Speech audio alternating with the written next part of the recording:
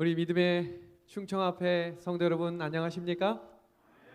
하나님께서 말씀으로 만나게 하시고 은혜 충만한 시간을 허락하신 것을 우리 하나님께 영광을 돌립니다. 부족한 저지만 하나님의 말씀은 살아있고 운동력이 있어서 성령께서 각자의 필요한 말씀으로 이 시간 채워주실 것을 믿습니다. 정말로 많은 성도님들이 함께 이 시간을 위해 기도하셨음에 감사를 드리고 우리 함께 말씀을 피면서 하나님께서 주시는 음성을 들어보도록 하겠습니다. 시편 37편 5절과 6절 23절과 24절에 있는 말씀을 함께 보도록 하겠습니다. 너의 길을 여호와께 맡기라.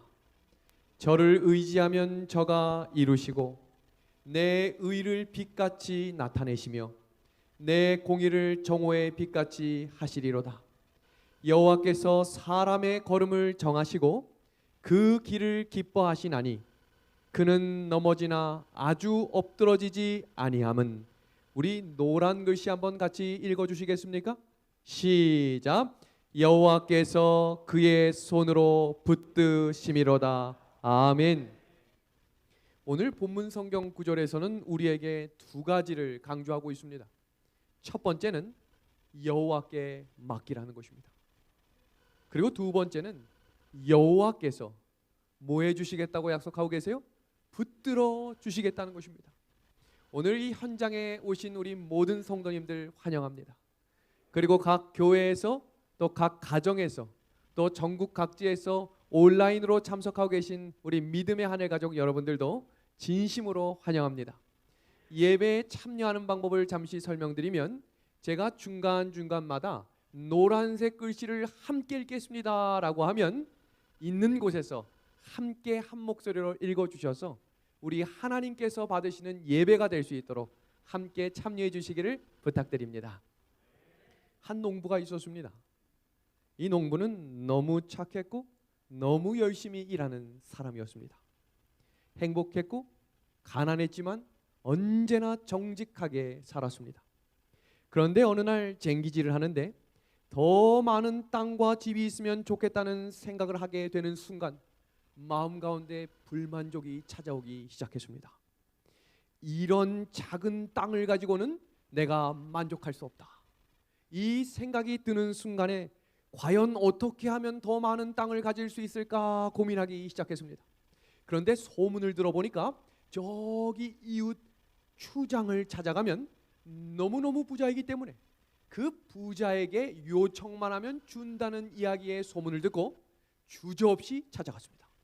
근데 찾아가서 실제로 그 추장에게 이야기하자 이렇게 이야기하는 것입니다. 아침 해가 뜰 때부터 해가 질 때까지 말뚝을 꽂는 땅은 다 내 것이 될 것이다. 감사합니까?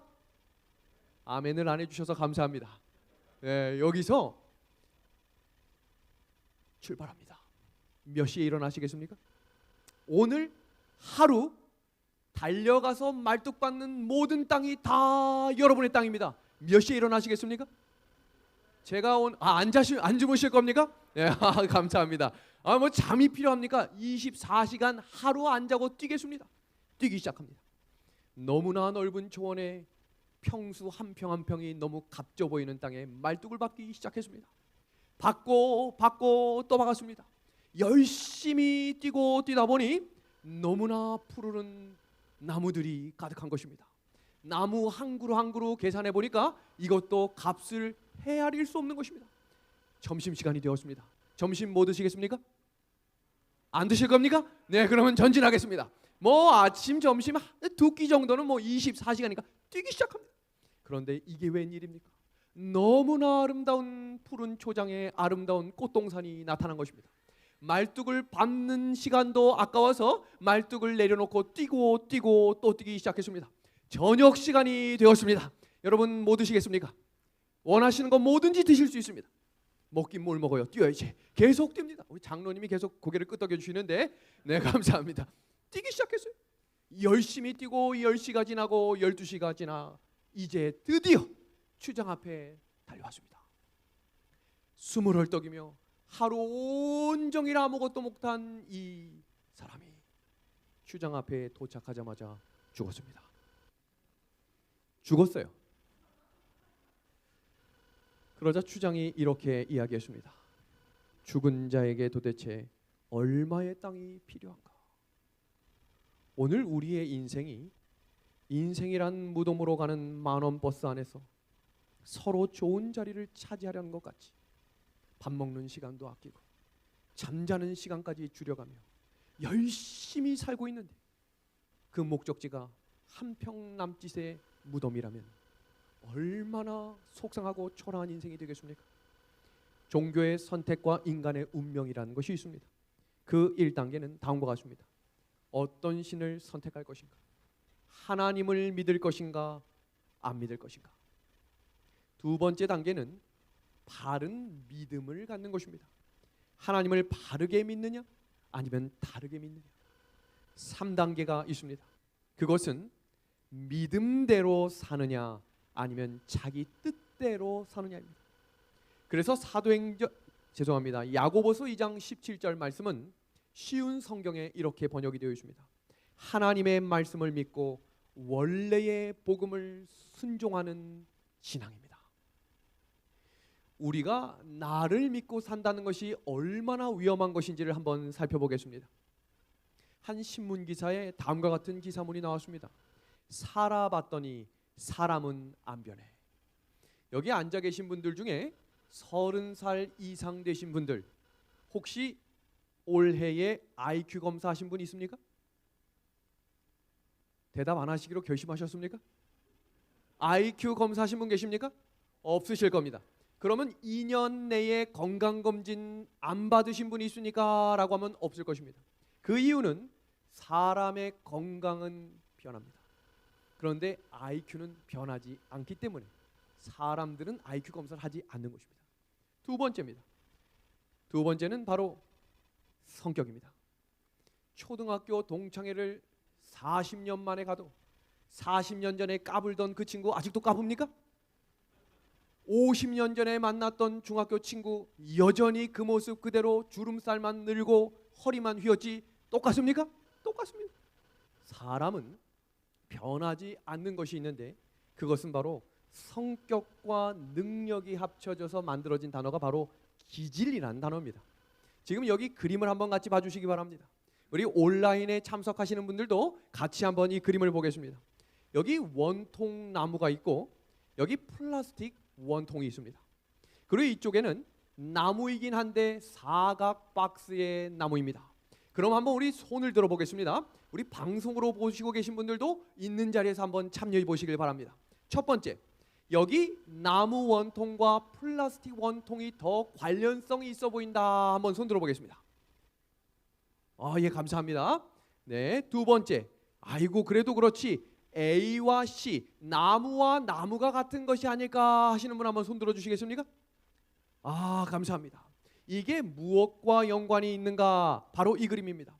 여기 원숭이와 판다가 있고 여기 원숭이와 바나나가 있습니다. 자, 그러면 아까와 동일하게 한번 손 들어 보겠습니다. 원숭이와 판다가 더 관련이 깊다 생각하는 분 한번 손 들어 주시겠습니까? 네, 한 분, 두 분, 네, 감사합니다. 세 분. 아니다. 원숭이하고 바나나가 훨씬 더 관련이 깊다. 손 들어 주시겠습니까? 감사합니다. 이 내용은 대한민국 국민만 두 번째를 합니다. 모든 외국인들은 원숭이, 판다 동물입니까? 연관성 있습니까? 원숭이하고 바나나는 우리가 어렸을 때부터 원숭이는 바나나를 좋아해 라고 하지만 어디에도 그 연관성은 없어요. 이게 무슨 이야기냐? 사람이 자기소개를 할 때 저희 아버지는 누구고 저는 어디 학교 출신에 어디를 나온 후에 어느 지역에 살고 있는 누구누구입니다. 그런데 외국 사람들은 자기소개를 할 때 이름 먼저 이야기해요.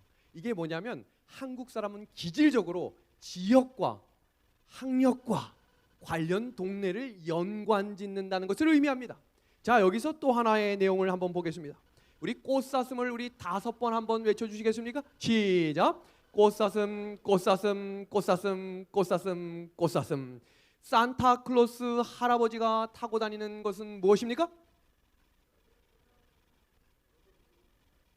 너무 어려운 질문입니까? 한 번 더 질문해 보겠습니다. 닌자 거북이를 우리 5번 해보겠습니다. 시작. 닌자 거북이, 닌자 거북이, 닌자 거북이, 닌자 거북이, 닌자 거북이. 세종대왕이 만든 배가 무슨 배입니까? 세종대왕은 배를 만든 적이 없어요. 와, 이거 대단한 거 아닙니까? 이게 왜 재미있는 사실이냐면 우리 방송으로 보신 분들도 다 아마 이렇게 하셨을 겁니다. 사람은 모두가 방금 전에 경험한 것이 사실이라고 인정합니다. 그래서 경험을 믿고 사는 사람이 사람이기 때문에 모든 인생의 중심이 사람인 것입니다. 그런데 사람이 틀릴 때가 있습니까? 지나고 나면 후회할 일이 있습니까? 오늘 성경은 그래서 변하지 않고 참된 진리 대신 한 분을 소개하는데 그 첫 번째는 바로 히브리서 13장 8절에 하나님은 영원하다라고 가르쳐주고 있습니다. 두 번째는 마태복음 24장 35절에 하나님의 말씀은 영원하다라고 우리한테 가르쳐 주십니다. 그리고 세 번째는 요한일서 2장 17절에 말씀에 순종하는 사람은 영원하다라고 이야기하고 있는 것입니다. 아멘입니까? 우리가 이 하나님을 알고 하나님의 말씀을 들을 수 있는 귀를 주신 하나님께 감사를 드립니다. 요한복음 5장 25절의 말씀입니다.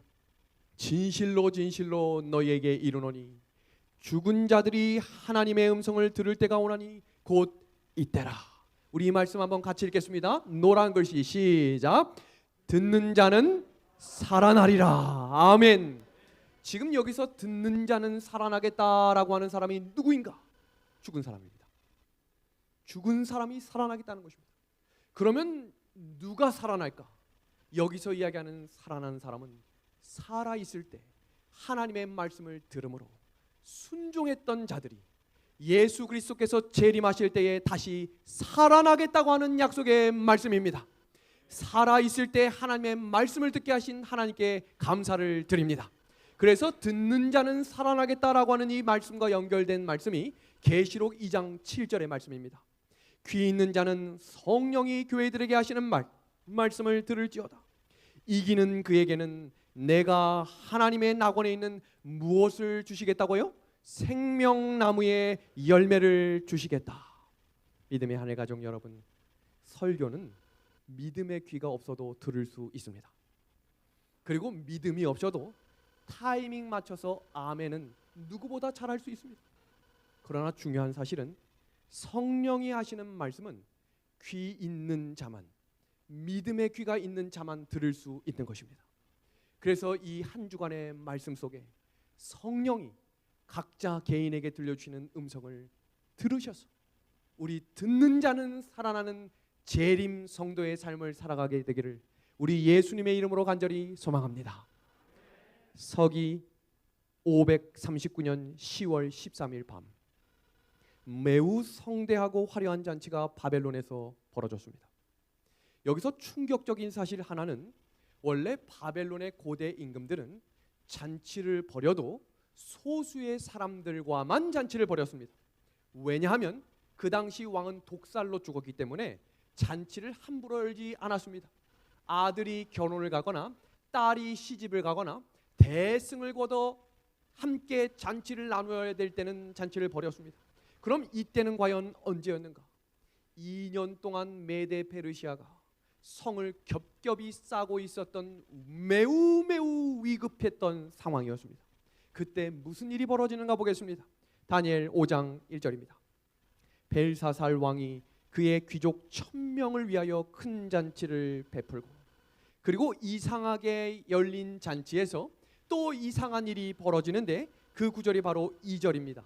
예루살렘 성전에서 탈취하여 온 금, 은 그릇을 가져오라고 명하였으니 이는 왕과 귀족들이 왕후들과 후궁들이 다 그것으로 마시려 함이로다. 지금 이 장면이 일어났던 때는 느부갓네살이 진정으로 회개한 다니엘서 4장에 나오는 이 장면 35년 이후에 일어난 일입니다. 이 말은 무슨 뜻인가? 바벨론의 그 당시 왕이었던 벨사살은 느부갓네살에게 함께 하셨던 하나님을 알고 있었다는 거예요. 그리고 그 하나님께서 어떻게 이끌어 주시고 책임져 주시는 분을 알았다는 것입니다. 근데 이 사람이 술에 취하자 정신이 나갔습니다. 하지 말아야 될 잔치뿐만 아니라 해서는 안 될 망령된 일까지 저지르기 시작합니다. 그러자 무슨 일이 벌어지는가? 다니엘 5장 4절에 이어지는 말씀입니다. 돌로 만든 신들을 찬양하니라. 이 말은 순전히 평이하게 쓴 기록이지만 숨겨진 장면의 영감의 글의 내용을 보면 음란한 행위와 우상 숭배와 하지 말아야 될 망령된 일들로 하나님의 이름을 업신여겼다라고 되어 있습니다. 그때 그 은혜의 시기가 끝나가는 그 시간에 어떤 일이 벌어졌는가요? 다니엘 5장 5절에서 6절이죠. 그 글자 쓰는 손가락을 본지라. 많은 성도님들이 메데메네데겔 우바르신이라는 단어를 다 머릿속에 암송합니다. 그런데 우리가 정확히 봐야 할 한 가지 사실은 영감의 글에 왜 그 사람들이 다리와 다리 사이가 부딪힐 정도로 모든 잔치가 멈춰섰는가 생각해 보겠습니다. 왕이 죽었습니까? 아니지요. 지금 그 잔치에 특공대가 쳐들어왔습니까? 아니지요. 그 잔치가 멈출 이유가 아무것도 없는데 그 잔치가 멈춰선 것입니다. 누가 개입하신 겁니까? 하나님이 이 잔치에 개입하신 것입니다. 그리고 하나님이 그 벽에 쓰신 내용들이 영감의 글에 이렇게 기록되어 있습니다. 주연이 절정에 달하였을 때에 한 핏기 없는 손이 나타나 왕궁벽에 불처럼 빛나는 글자로 그 신비스러운 글자들을 천천히 써내려가는 손을 바라보았다. 주목해서 보십시오. 노란 글씨입니다. 그들의 앞에는 저희의 악한 생의 행위가 파노라마처럼 지나갔고 그들은 저희가 바로 그의 권능을 모독한 영원하신 하나님의 심판대 앞에서 신문을 받는 것처럼 보였다. 깜짝 놀랄 만한 이야기 아닙니까? 아무도 모르게 지었던 죄목들이 하나님의 손가락이 쓰기 시작한 것입니다. 잔치가 멈췄습니다. 그리고 이제는 심판이 끝났음을 선언하시는 장면이 기록되어 있습니다. 이 잔치는 메데 페르시아가 쳐들어왔기 때문에 끝난 잔치가 아니라 하나님이 역사에 개입하셨기 때문에 끝난 잔치입니다. 우리의 인생도 이와 같을 것입니다. 아무도 모르는 죄를 가지고 혼자 여전히 살아가고 계십니까? 하나님께서 이 시간 회개하라고 말씀하십니다. 하나님께서 긍휼함을 베풀어 주시겠다고 약속하십니다. 마태복음 24장의 말씀입니다. 홍수 전에 노아가 방주에 들어가던 날까지 사람들이 먹고 마시고 장가들고 시집가고 있으면서 홍수가 나서 저희를 다 멸하기까지 깨닫지 못하였으니 인자의 임함도 이와 같으리라. 이 말씀은 저와 이곳에 참여하고 방송을 통해 듣고 있는 모든 성도들에게 하나님께서 하나님의 말씀에 귀 기울이고 양심에 호소하시는 성령의 음성을 들으라는 귀한 은혜의 시간임을 기억하셔야 합니다. 마태복음 14장에 침례 요한이 손을 뻗어 책망하는 한 왕이 등장합니다. 그 왕은 바로 헤롯입니다. 왜 헤롯에게 이렇게 손을 뻗어서 지적하는 이야기를 했을까? 그 이유는 동생의 부인 헤로디아를 자신의 아내로 취한 것으로 지금 침례 요한이 정신 차리십시오 라고 이야기하고 있는 것입니다. 그러니 이 이야기를 들은 사람들 중에 누가 제일 기분이 나빴을까요? 헤롯과 헤로디아입니다. 그 말씀이 마태복음 14장 3절과 4절에 당신이 그 여자를 취한 것이 옳지 않다라고 하는 올바른 마음이 들리자 성령이 마음을 찔렀겠죠? 그때 헤롯이 죽이고 싶었을까요? 죽이고 싶었다고 되어 있어요. 그런데 왜 못 죽였는지 보겠습니다. 이어지는 구절입니다. 헤롯이 요한을 죽이려 하되 민중이 저를 선지자로 여김으로 뭐하지 못했다고요? 민중이 두려워 죽이지 못했습니다.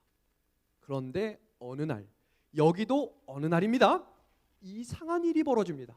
지금 이 사진을 보시면 그냥 단순히 왕의 잔치에서 춤을 추는 것은 당시 고대의 문화 속에 춤을 추는 여인은 옷을 벗고 추어야 했고 그 옷을 벗고 춘 여자는 그날 저녁 왕과 동침해야 했습니다. 그런데 지금 누가 춤을 추고 있느냐면 헤로디아의 딸, 왕의 딸이 옷을 벗고 왕 앞에서 춤을 추고 있는데 왕이 그것을 기뻐하며 박수치고 있는 것입니다. 정신이 나간 행동이 이어지고 있었습니다. 그런데 더 이상한 장면은 옷을 벗고 춤을 추는 딸이나 옷을 벗고 춤을 추는 딸을 보고 있는 아빠나 그것을 시킨 엄마나 모두가 이상한 가족이 되어버렸습니다. 어떤 일이 벌어졌나요? 이어지는 구절입니다. 딸의 춤을 보고 왕이 술에 취해 이렇게 이야기합니다. 너가 원하는 대로 다 해주겠다. 그때 이 딸은 엄마에게 달려갑니다. 달려가서 엄마한테 이야기하죠. 엄마, 아빠가 내 옷 벗은 몸을 보고 너무 행복해하네. 근데 아빠가 소원을 들어주겠대. 뭘 이야기할까? 그때 뭐라고 이야기하나 보겠습니다.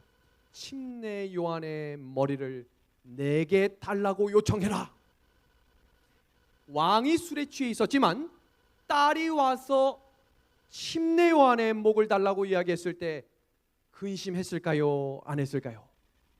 성경 말씀은 근심했다라고 되어 있습니다. 깜짝 놀랄 만한 이야기죠? 왜 근심했는가? 술에 취했지만 성령께서 그의 마음에 울림을 주신 것입니다. 끝까지 포기하지 않으셨어요. 헤로사, 헤로사, 너가 깨어나야 한다라고 이야기하셨어요.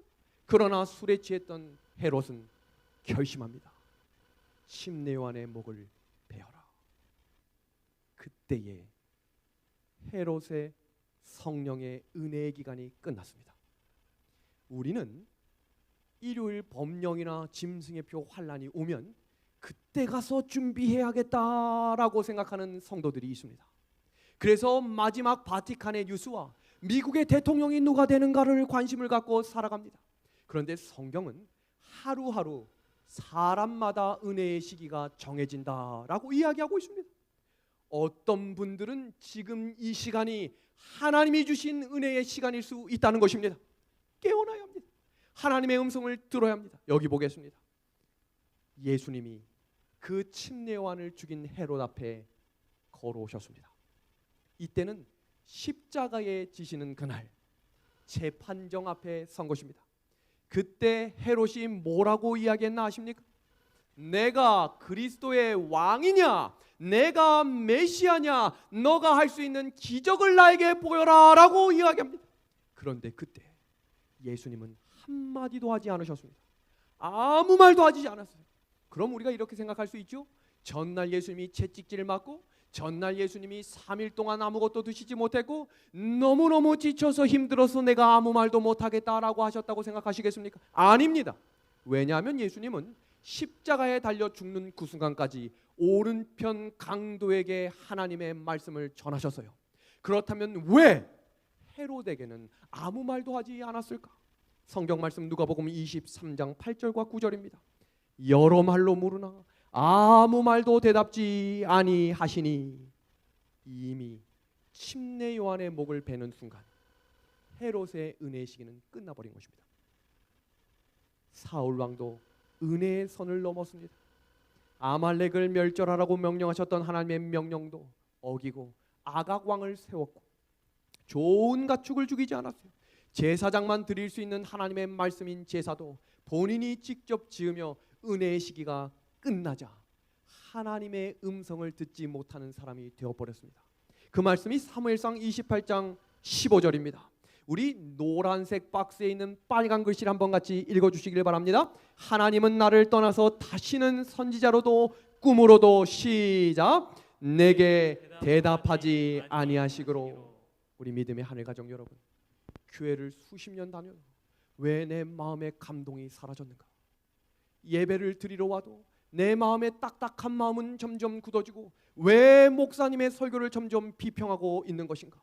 예배가 끝날 때는 아멘하고 나가서 함께 삼삼오오 모여서 하지 말아야 될 이야기들을 하는 내 입술을 보며 집에 가서 한탄하고 계시진 않으셨습니까? 깨어나요. 하나님의 음성을 듣지 못하기 때문입니다. 이건 너무나 심각한 이야기예요. 하나님의 말씀을 듣지 못하는 시간이 길어지면 길어질수록 듣는 자는 살아나겠다고 하는 하나님의 말씀을 이룰 수 없기 때문입니다. 여기 사울 왕과 헤롯 왕의 공통점이 있습니다. 아무도 하나님의 음성을 듣지 못했다는 것입니다. 계속되는 성령의 호소를 외면하다가는 이제는 도무지 개선의 여지가 없는 굳은 마음의 상태가 되어버렸기 때문입니다. 인생을 살면서 가장 불쌍한 인생은 하나님의 음성을 듣지 못하는 인생입니다.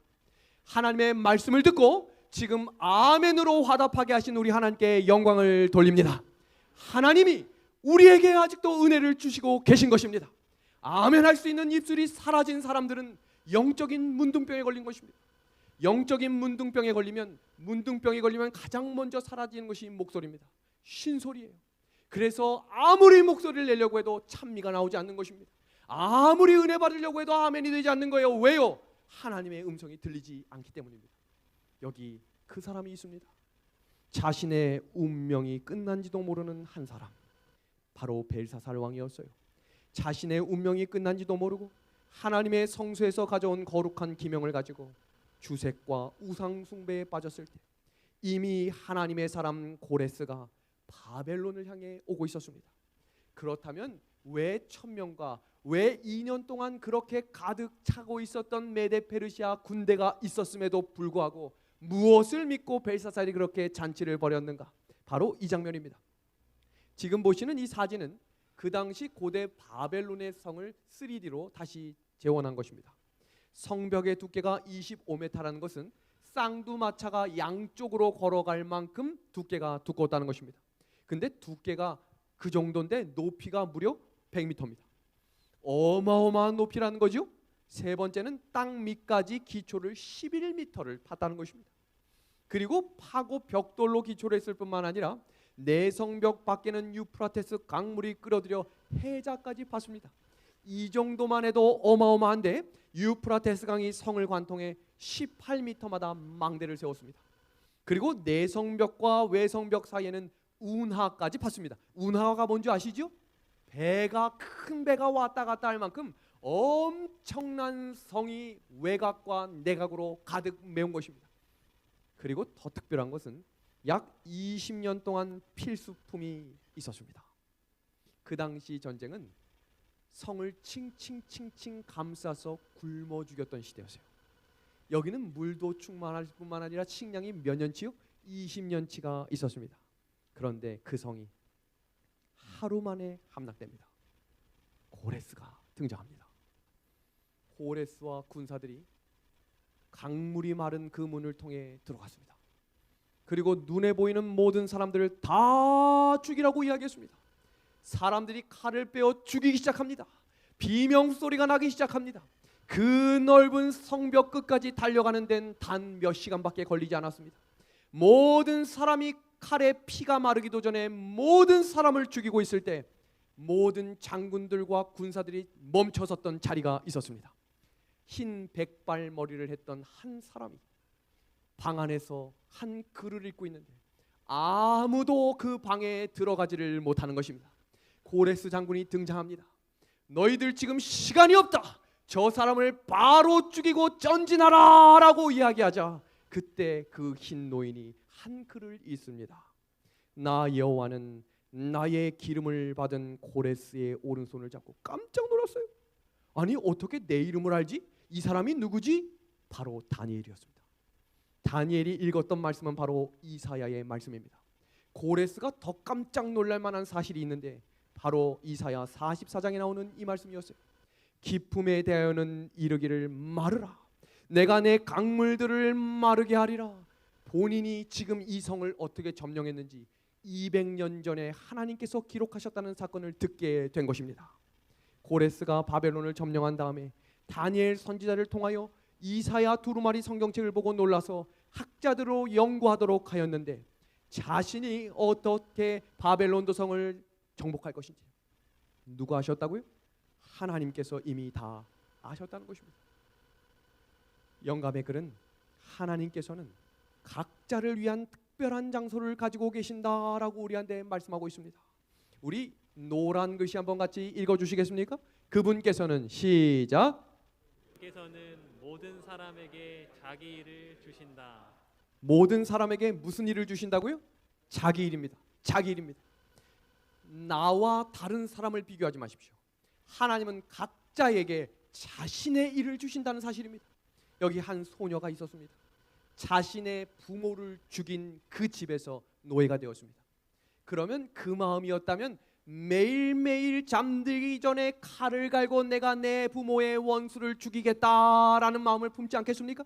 그런데 이 소년은 그 마음을 갖는 대신 성실하게 하나님의 증인으로 최선을 다했을 때 나만 장군에게 선지자에게 가서 몸을 보이라고 이야기한 한 소녀의 이야기를 듣고 나만 장군이 하나님의 구원을 경험하게 됐던 것입니다.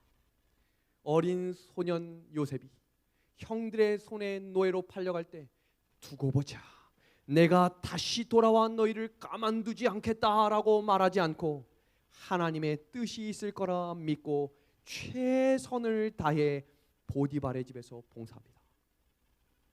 성경 창세기 39장 23절은 우리에게 놀라운 은혜의 말씀을 전해줍니다. 우리 한번 같이 읽어보겠습니다. 제가 흰 글씨를 읽으면 노란 글씨 한번 같이 읽어주시기를 바랍니다.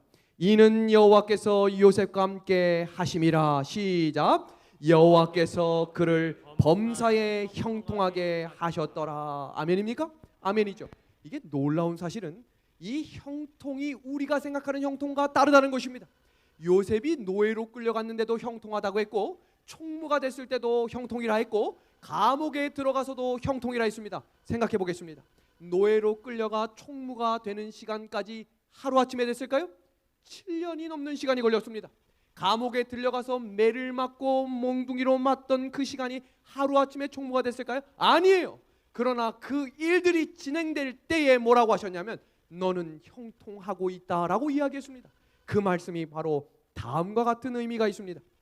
성경적 형통은 모든 문제가 한꺼번에 해결되는 것이 아니라 하나님이 주시는 힘과 능력으로 문제를 하나하나 극복해 가는 것입니다. 환난과 고통이 없는 인생이 아니라 하나님의 도우심을 힘입어 승리하는 삶임을 기억하셔야 합니다. 오늘 우리 가정의 문제가 한 번에 해결되기를 기대하지 마십시오. 우리 자녀의 문제가 한 번에 해결되기를 기대하지 마십시오. 나의 건강의 문제가 한 번에 해결되기를 기대하지 마십시오. 한 걸음 한 걸음 인도하시며 하나님이 책임져 주심을 믿고 걸어가는 인생이 형통한 인생입니다. 그래서 영감의 글은 이렇게 이야기합니다. 우리들은 하나님의 계획을 분별할 수 없지만 우리들은 그를 신뢰하고 뭐라고 되어 있습니까? 우리의 일로서 무엇을 보여주는 거예요? 믿음을 보여주어야 한다. 만약 요셉이 하나님의 계획보다 먼저 갔으면 어떨까요? 지금 보디발의 아내가 유혹했을 때 단순히 요셉 나에게로 좀 와라고만 했을 것 같으십니까? 지금 장군이 더 힘이 있습니까? 장군의 부인이 더 힘이 있습니까? 얼마 전 신문에 갑질 장군 부인에 대한 기사를 보신 적이 있을 겁니다. 왜 그렇을까요? 보디발뿐만 아니라 보디발의 아내도 그만한 강력한 힘을 가지고 있었다는 것입니다. 요셉에게 이렇게 이야기하지 않았을까요? 내가 너 이곳에 어떻게 온지 알고 있다. 나랑 하룻밤만 자자. 내가 군대를 주겠다. 다 가서 죽여라. 나랑 하룻밤만 자자. 너가 가질 수 있는 모든 명예와 모든 권력과 모든 돈을 다 주겠다. 이것이 사탄의 미혹입니다. 그러나 요셉은 하나님이 형통케 하심을 믿음으로 기다렸습니다. 만약 먼저 갔다면 아직 회개하지 않은 형들과 요셉은 더욱 갈등 속에 빠졌을 겁니다. 다가오는 대기근을 막을 방법이 없었을 것입니다. 요셉은 국무총리가 되는 일도 없었을 것입니다. 출애굽의 사건도 하나님의 역사하심도 없었을 것입니다. 믿음의 한 해 가족 여러분, 희망이 없는 일들을 만들고 있는 어려운 매듭을 조급하게 끊지 마십시오. 하나님께 그 얽힌 실오라기들을 풀어달라고 기도합시다.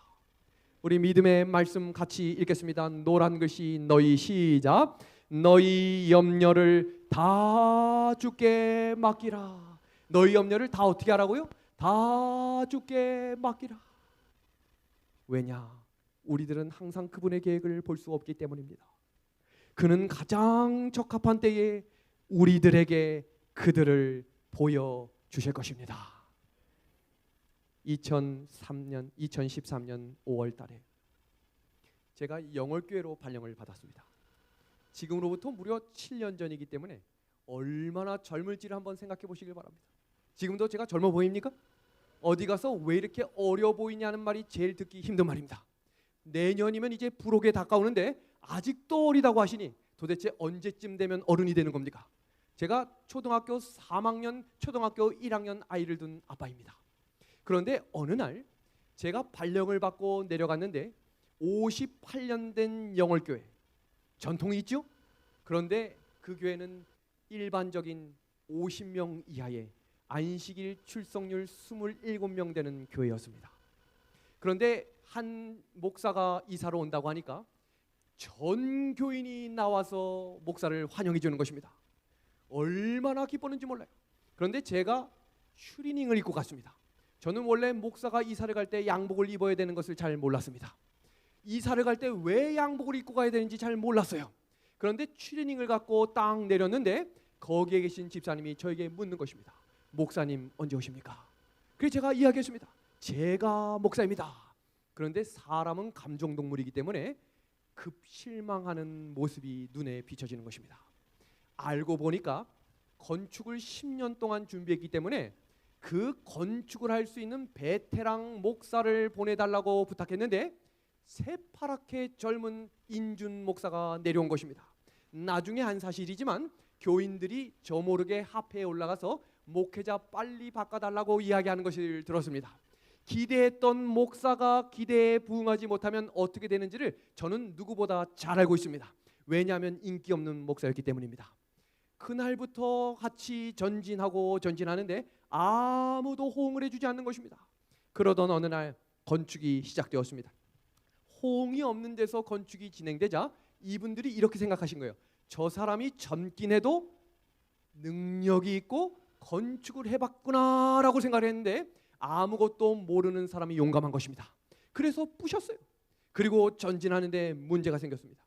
체계적인 준비가 되지 않은 채 건축 헌금이 다 확보되지 않은 상태에서 진행된 건축에 문제가 삐그덕거리기 시작했습니다. 건축이 잘 진행되는가 싶던 그 어느 날 문제가 터졌습니다. 중간 건축업자가 돈을 들고 도망을 친 겁니다. 그 당시 6천만 원.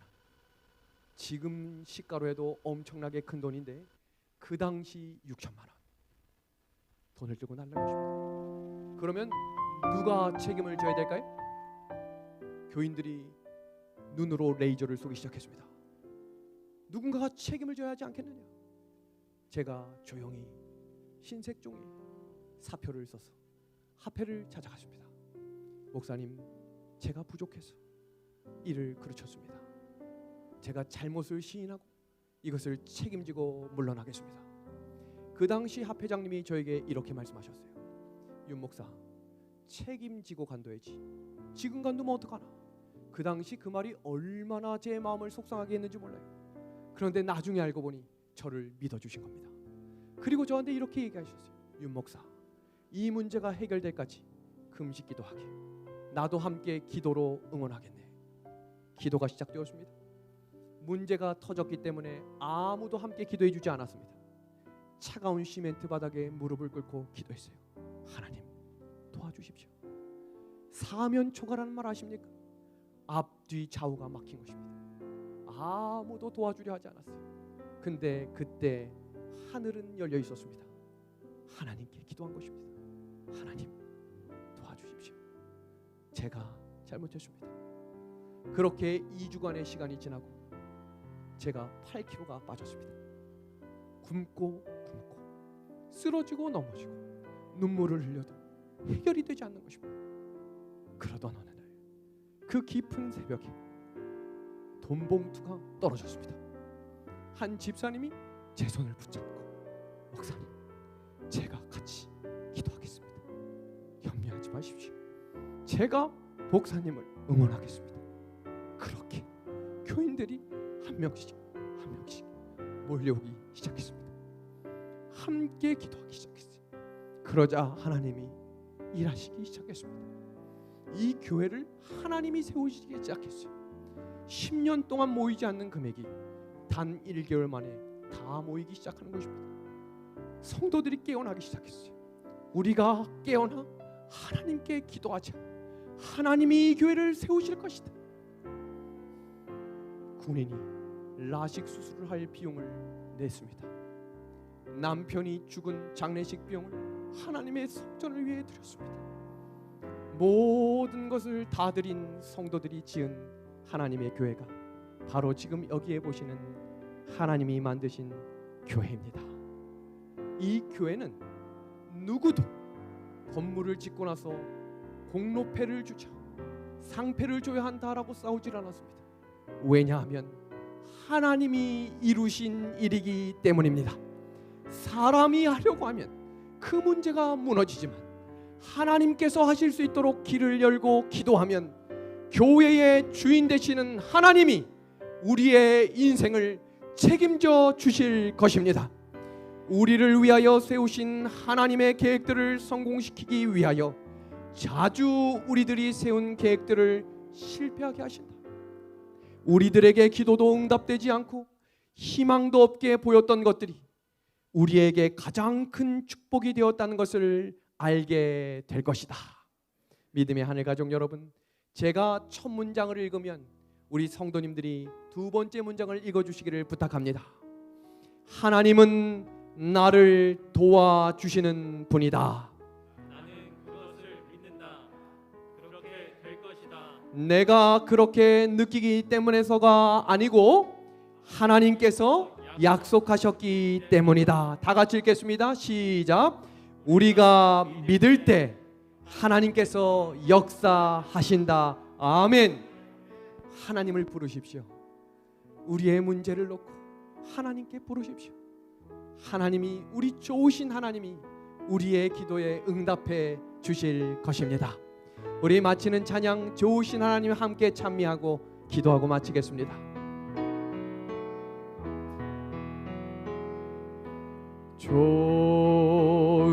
좋으신 하나님, 좋으신 하나님, 참 좋으신 나의 하나님,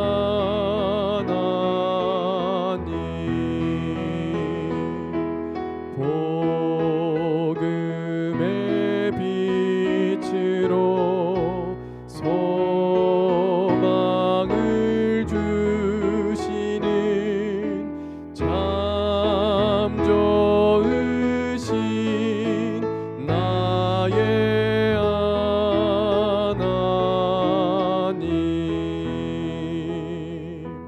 진리의 백성을 보호해 주시는 참 좋으신 나의 하나님. 참 좋으신 나의 하나님 한번 하겠습니다. 참 좋으신 나의 하나님.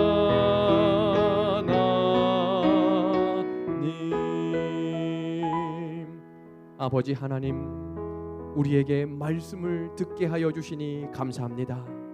성령께서 들려주시는 음성을 듣고 하나님께 부르짖는 백성 되게 하여 주옵소서. 예수 그리스도의 이름으로 간절히 기도하옵나이다. 아멘.